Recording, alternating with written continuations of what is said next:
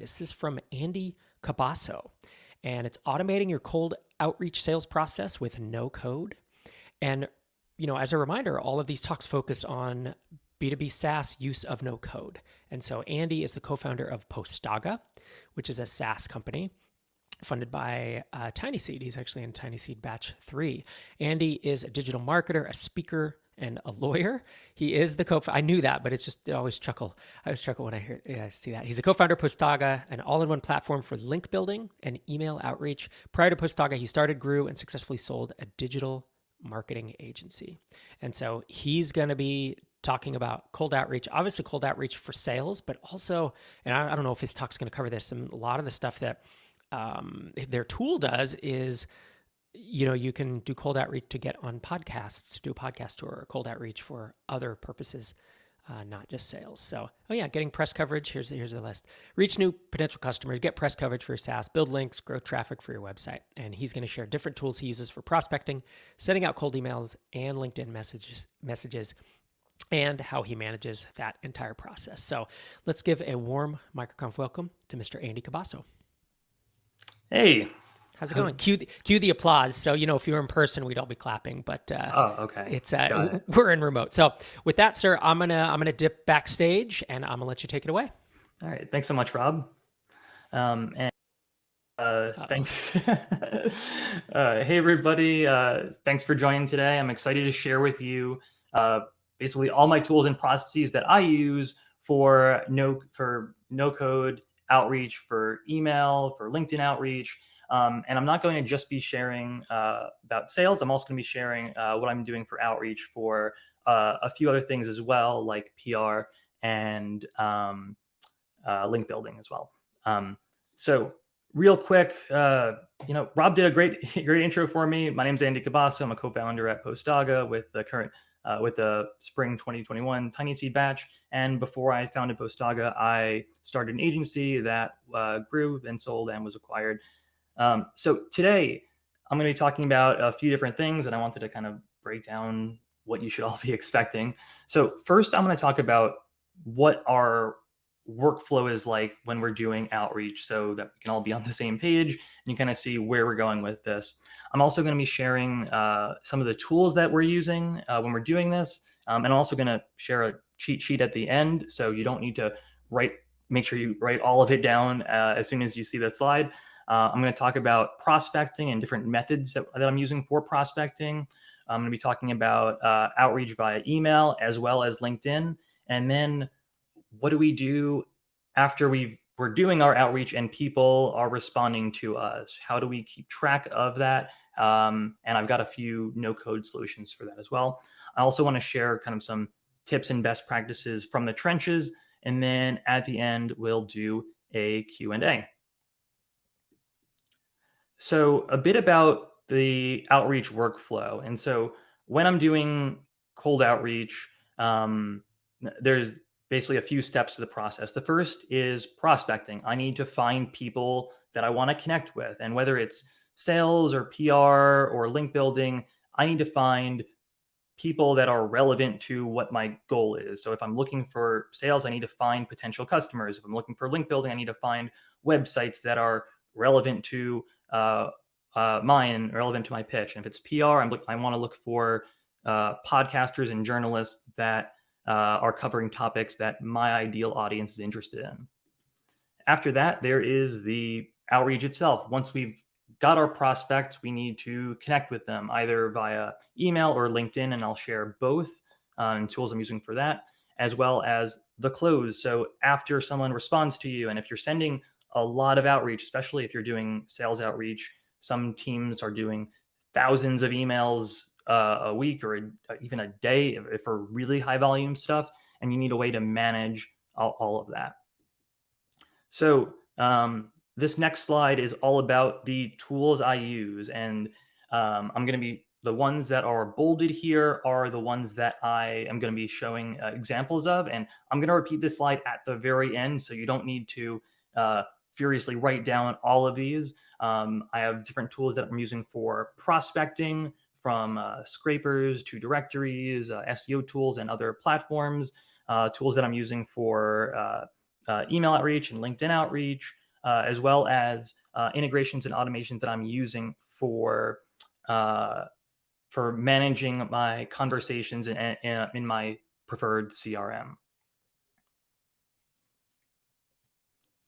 So next up, I want to talk about prospecting, and in particular, a few different tools that I'm using in the process. And so for prospecting for sales, I want to find people that could be potential customers for my business. And there are a few different tools that I used for this prospecting. The first are like directories like LeadFuse or ZoomInfo or Clearbit. And these platforms basically are just giant directories of that have lists of businesses, and then you can export them to a CSV. And some of these directories do have email addresses with them. That's nice. Other directories might not have email addresses for these contacts. And then there's another step that you can take to find working email addresses for those businesses. Other tools I use, scrapers. So if I've got a directory that has a list of businesses, I can use a no-code scraping tool to grab all the info from that directory and then bring into my other tools. And then another tool is LinkedIn, whether it's this, just like the search or the sales navigator. And I'm going to show you how I'm doing this for later with LinkedIn outreach. If I'm doing prospecting for link building, I can use a keyword research tool or SEO tool like Ahrefs or SEMrush. And for PR, and I'll show you about this, I use SparkToro, and also my own platform, Postaga, does have prospecting elements for a bunch of these different strategies as well.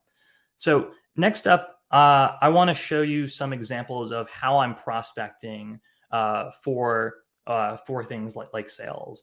And so I'm going to share with you a few different examples. For sales, I'm going to show Hexamatic. For link building outreach, I'm going to show Ahrefs. And for PR, I'm going to show SparkToro.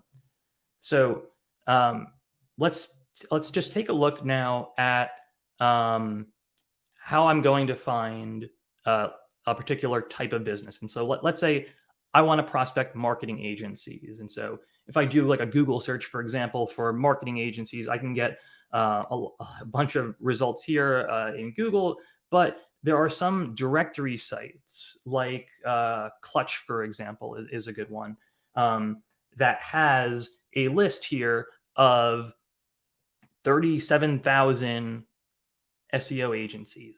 Wouldn't it be great if I could grab all of these sites, and with a tool like Hexamatic, I can. And so I'm just going to copy this real quick. So if I jump into Hexamatic here, Hexamatic is a scraping tool. Basically, what I'm doing here is for their scraping recipe, I put in the URL of the page I want to grab, and now Hexamatic is going to render this here, and it's going to show me, all right, so here's what the page looks like. What elements from this page do you want to grab? So if I click on this, I want to grab like the name of this business.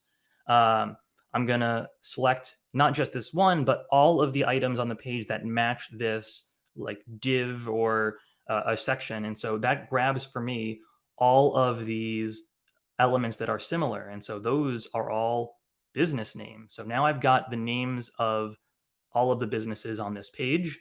That's great. Next, I also want to grab the website addresses for all of these businesses. And so if I click this button now and select all, what type of content is this? Well, this is a link URL, a link to these sites. And now, as you'll see, here's an example of value.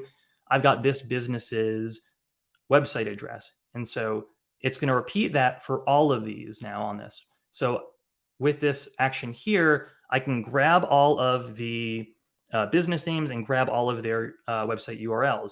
But in addition to that, this is a big directory. I want to grab information from all of these pages. And so the next thing I can do, if I click this button, basically having the scraper move across multiple pages, I've got pagination. And so it wants to know a bit more information, like what's the URL here? and what's the kind of code for what a different page number is. And so here I've got the URL for this particular page, and this item I'm going to be replacing here is the page number. And so I can go to from pages 1 to like 900 or whatever it is. And now, as I see here, it's going to grab all of these pages and then repeat this process. And I can run this in this scraper and get all this information into a CSV or spreadsheet. And so here is what that ends up looking like. So I've got now all of these sites with all of their domains. And if I'm using another tool like an email finding tool, I can find email addresses for all of these. And that's basically how I'm doing that. In addition to that, I want to talk quick about like link building outreach. And so I want to do outreach to build links to my blog article because I want to help it get more traffic. And so let's say I've got this article about how to find affiliates.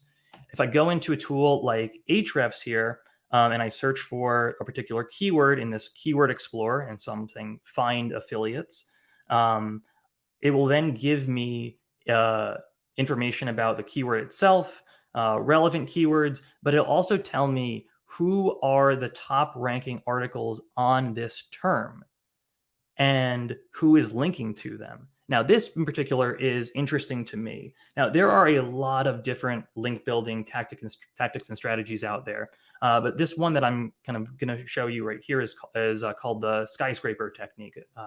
And how it works, basically, I can find all of these sites that are linking to these other articles on the topic.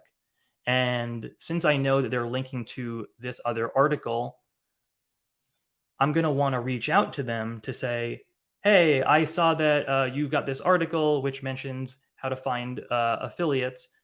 I've got a great article and video on the topic. You should definitely link to add my article as a resource in your article so it provides more value for your audience. And I can export this to a CSV file and then bring that into my email outreach platform. SparkToro is another tool that I use for PR outreach, and it's a business intelligence tool. And basically how it works is it can tell you what websites or podcasts or social media platforms are people interacting with who are interested in this other topic. So if I, for example, am saying like, all right, so I'm curious about who is the people that are reading articles on Ahrefs.com, for example, what else are they following? What else are they interested in? And so if I search for that, this tool will tell me, all right, well, people who read Ahrefs and visit that website are also following these blogs. And so I might want to reach out to these blogs to pitch them to do some either co-marketing or have me write a guest blog post or something like that. And so that's what, and then once I do that, I can export that all to a CSV. And all of this like research and stuff, that prospecting that we're doing, all comes down to CSVs.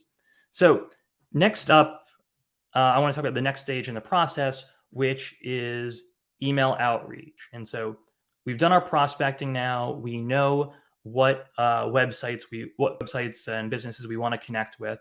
The next thing that we need to do is potentially find working email addresses for these people and email them. So what I'm going to do is, and there are, aside from Postdog, which is a platform that I use and recommend, there are other platforms out there and other tools out there that can help you find email addresses or build and send personalized emails. But for this example, I'm going to be using Postdog, and I'll show you kind of what I do for my prospecting, basically. So basically, Postdog is a kind of an all-in-one email outreach specific platform. And what it can do is it'll find, it can do some prospecting, find relevant businesses to connect with, then find the right contact people and email addresses for them, and then build and send personalized email sequences. And I'll now show you a quick run through of what that looks like.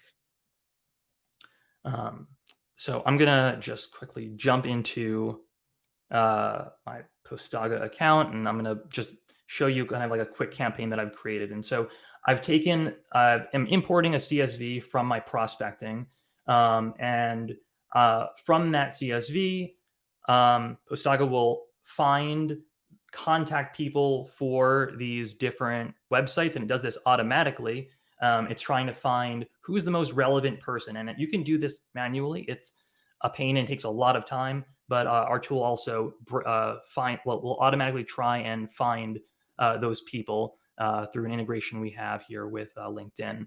So after we find the right contact people, we need to find working email addresses for them.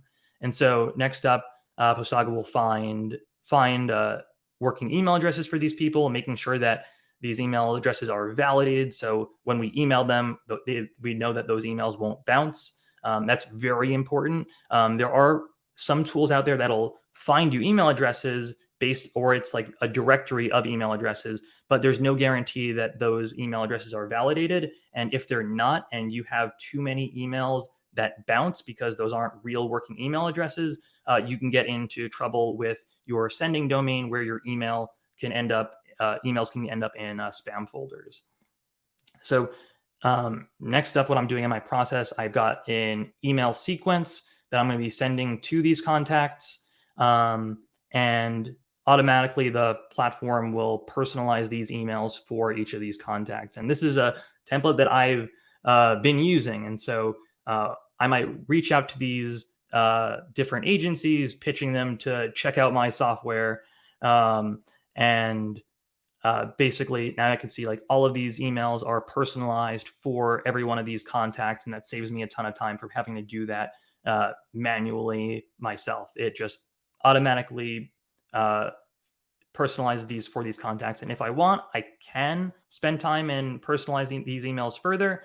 But if I don't want to, if I just want to email all in a sequence, all of these 32,000 agencies, Postaga will help me do that really easily and quickly.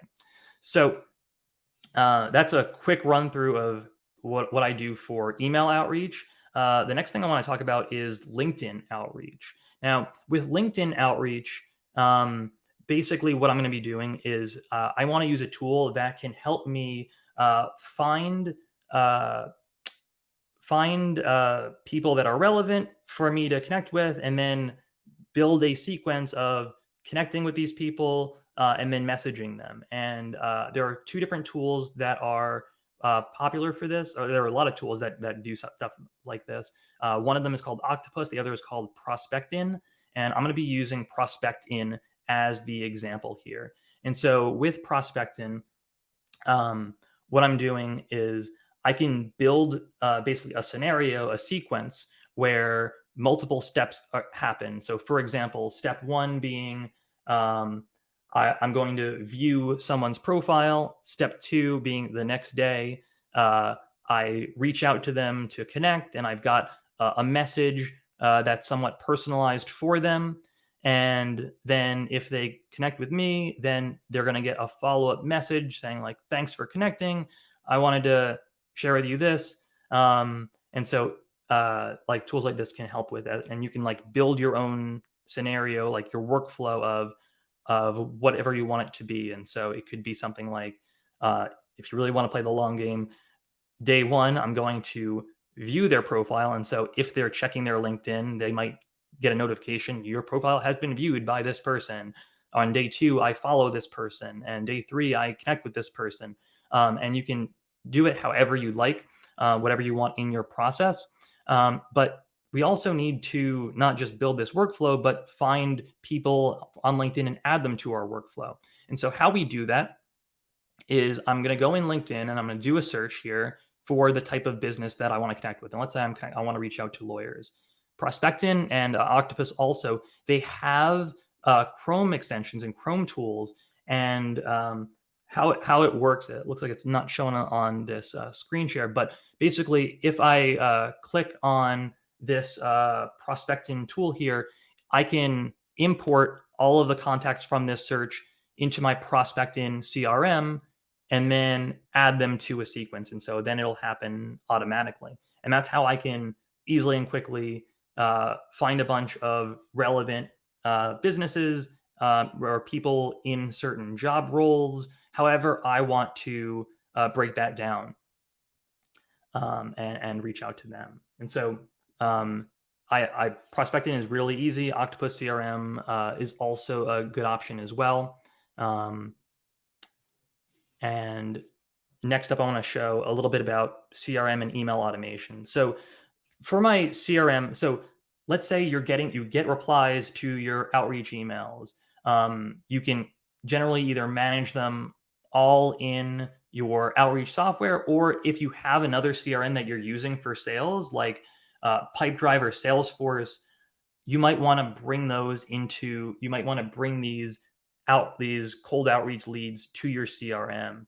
And so for that, what I've done is I use a Zapier integration, and I use it with my Gmail. So basically, how I do it is if I get a response to my cold outreach email, that response will go to my G Suite, my regular Gmail inbox. But I'll also set a rule in my Gmail so that outreach response gets a label. And so I can make a trigger in Zapier so that when I have an email that has a label, or has a label, then I can add that basically add that contact to my CRM. And I use ActiveCampaign for my CRM. Whatever you use should be fine. And I'll automatically create like a new deal in my pipeline. And so, yeah, whether you're using Pipedrive or Salesforce or anything else, the Zapier workflow can easily work for that. And so the effect of this, let's say I just created this a few days ago. And so I'm getting replies from my, and just kind of built this pipeline. So, all right, so whenever I get a new response from my outreach emails, I then get a new deal created in this CRM, and basically that is how that works, and so I can keep track of all of that. Next up, I want to share some tips and kind of best practices for all of this. I know we kind of covered a lot about workflow, but I also want to be kind of mindful of some things to be thinking about if you haven't really done outreach before. So one thing is outreach is a numbers game. If you're reaching out to 5 or 10 people and you get no replies, that sounds like it could be right, because you might be getting a response rate of 5% or 10%, and not all of the replies are going to be positive. So we want to be mindful that the more people that we're reaching out to, the more wins we can be getting. Also, just speaking from experience, your first outreach campaigns will probably be bad, but they will get better over time as you're seeing what people are responding to, and kind of seeing how that's all shaking out. But they will get better. And one important thing that helps with this is testing. And so like you want to see what's working and what's not working. Like if people aren't opening your emails, and just like a benchmark on our platform, we're seeing on average, just average, an open rate of emails around 40% for cold emails. Now, if you're seeing a lot less than that, it could be an issue of either deliverability, your emails are going to spam folders, so there might be something to check out there, or it might be that your subject line is just not compelling for the people that you're reaching out to. If you're not getting good replies, or seeing a low reply rate, it might be either due to your prospecting is not good, you're not finding the right people to connect with, or it could very well be the email copy. I'd probably put it more likely as the issue being the copy rather than prospecting. Also, it's important that with this, as you're looking to scale it up, to be very organized about this, because when we get good leads, we don't want them to fall through the cracks. And that can happen if you don't have like a plan in place for who on the team is going to be responding to our leads here and who's going to be taking care of them. And the last thing is follow up. A lot of people will craft an email and not be thinking about the follow-up so much. But having an email sequence or a LinkedIn outreach sequence where that includes follow-ups is important, because let's say you get your response rate is like 10%. And if you have one email, that's 10%. But if you have 2 emails, 3 emails, 4 emails, even if the follow-up emails are just something like, hey, just wanted to follow up and see what you thought, that keeps the potential conversation going and makes it much more likely that you get a reply. So lastly, to recap, some tools that I mentioned that I use for prospecting, I showed you Hexamatic. I showed you Ahrefs for SEO, and for like platforms, I showed SparkToro, and I showed Postaga for email outreach. For LinkedIn, I showed ProspectIn, and for the integrations with the CRM, I shared Zapier. Last thing, shameless self-promotion. If you're looking to check out something like Postaga for your email outreach, just email us at support@postaga.com and say you're from MicroConf Remote, and I'll hook you up. So that is basically all I got. I'm happy to do a Q&A. All right, sir. Yeah, we have questions pouring in, so that tells us the session was a good one. So our first question is from Esprit, and she asks, why not use Hexamatic to source LinkedIn leads? I personally have not done that. If it works for you to do that, you can do that. But from what I've found, just if I'm using something specifically for LinkedIn, like ProspectIn, it has it built in, so it's just easy enough for me to use their Chrome extension and do a search, and then click the button, and ProspectIn will automatically add them to the CRM. And so that just makes it easy enough. Makes it easy for your process. But it sounds like you wouldn't be opposed to it if that was a better fit for their workflow. Yeah. Next question is, I've done some cold email outreach before and wasn't getting any replies. Is cold outreach just not a good fit for some businesses? So cold outreach, in my experience, it's good for, so if your business is B2B, there generally should be opportunities for you. In particular, if you're not getting replies, off the top of my head, there are a few things that it could be. It could be your copy. Chances are, my gut is it's probably the copy. As I'm sure a lot of you have gotten cold sales emails that just, you're like, all right, this isn't for me. It's mostly the issue is the copy, and I would workshop the copy. In particular, being short is better. Being more geared, basically really using the copy of your cold email to start a conversation rather than to list all the services you provide is better. And but it also could be your prospecting is an issue, and I might want to see what you're getting for like open rates, because if your open rates are low, that is a giveaway that you're possibly ending up in spam folders. Right. Either your subject line is bad or you're ending up in spam or promotions even. Right. Yeah. There, in my experience, both personally and also with all the Tiny Seed and just companies, MicroConf, anybody who I talk to, it's like there are still spaces where cold email is kind of, people are getting burned out on it because they're getting so much. So I delete a lot of cold email. And it has become more difficult. There's still a bunch of spaces where that's not the case as well. So I do think that it's industry to industry, but also even within the industry, is your subject line good, and are you making it into the inbox? Like, I'm sure you probably get a lot of cold emails about like, hey, are you interested in B2B lead generation? Look at this. We are doing B2B lead generation right now by reaching out to you to hire our company. That's right. And I get a lot of those where those emails are surprisingly bad. Yep. Which is like, wait, if that's bad, why would I hire you? No, I totally get it. Yeah. Next question. Do you need Sales Navigator to use ProspectIn? No, you do not. All right. Next question. I've used other scrapers, not Hexamatic yet, and they didn't work well for me. Do you recommend or know any no-code tools for using those directories APIs instead? I guess I'm not sure about. I guess I don't know what the scrapers are that you have used and not found success with.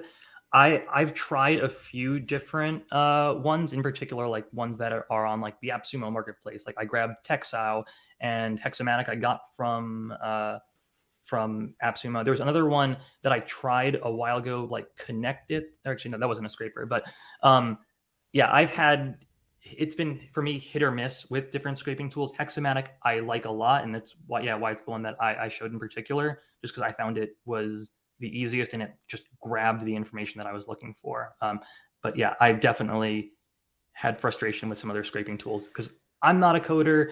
The whole point of this is no code. Yeah. And the tough part is once you find one that works, like Hexamatic works for you, you stop looking. So you often don't, you have a bunch that don't work, and then you find one that works and you stop. So it's, you may not know some others. We have another question about Hexamatic. Does Hexamatic work with Google search results, possibly following through each result to gather data from a site?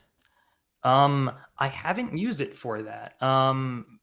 I don't see why it wouldn't. Yeah, I would think it would, but you might want to go to the Hexamatic site and even email support with that question, because they should know that. Does Postaga send from my SMTP, Google Apps in my case of the question asker? Yes, we have specifically an SMTP integration with Google Apps so that you can send from your own email. And if it's like a new email address that you've created just specifically for outreach, like outreach@yourcompany.com or something like that, one thing that we also offer which is included, is warming up the email so that basically it sends a few emails on day one and then more emails over time to increase likelihood that you end up in the main inbox and not end up in spam. Because one thing that we've also seen some people do if they're starting out, they're like, all right, great, I've got a list of 10,000 sites. Let me just email all of them today. And you just end up in spam permanently and on blacklists and stuff like that. And so it's important when no matter what, when you're doing outreach, and if it's a fresh email address, that you're warming it up so that it looks more natural and so that you won't get flagged. A lot of people forget about that. What are average results for outreach?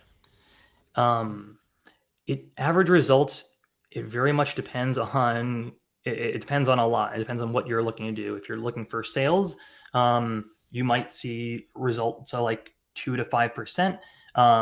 If you're doing outreach for link building, it could be like 5 to 10% for replies. For podcast outreach, I'm getting 20%.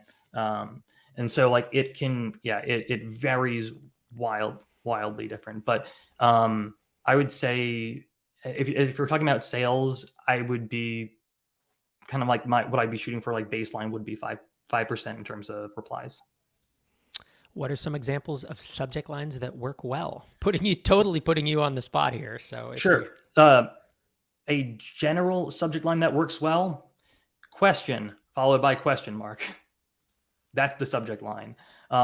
It gets opens, and provided that you're positing a question, whether it's sales or link building or anything like that, it tends to work well.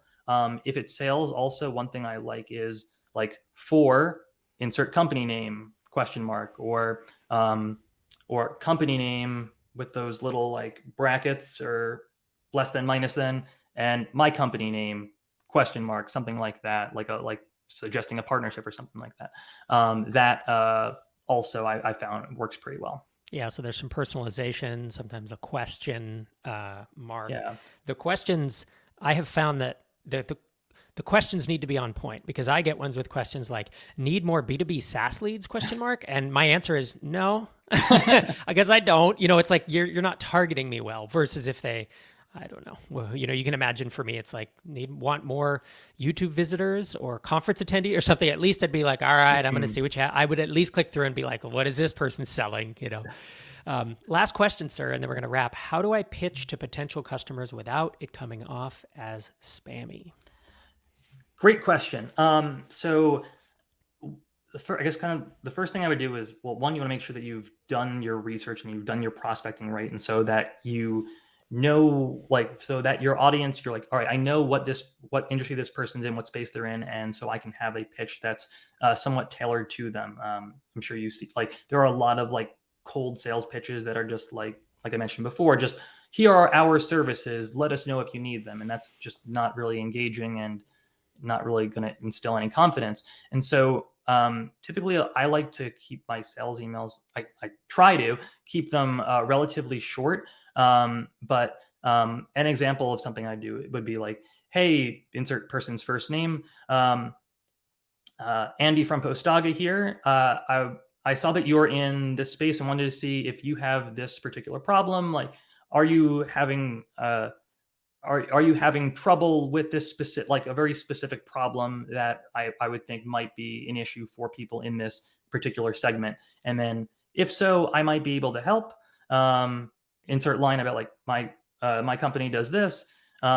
If that's not a problem that you have, totally cool. But if so, do you have 7 minutes to talk this week?